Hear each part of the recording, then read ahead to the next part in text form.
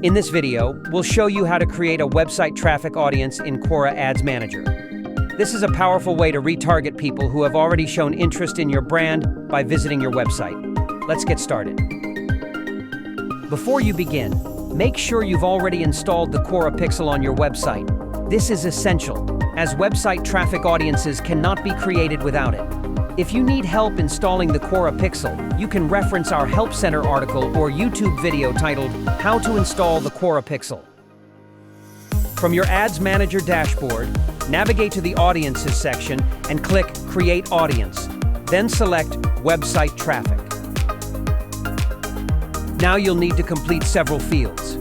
First, name your audience something descriptive that will help you identify it later. Select from 5 options for how you want visitors to be added to this audience. Specify a look-back window.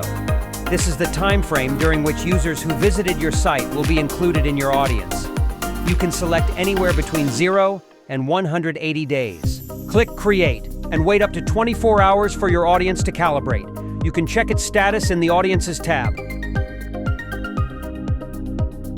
Once your audience is ready, you can target it in any ad set under the Audience Targeting section.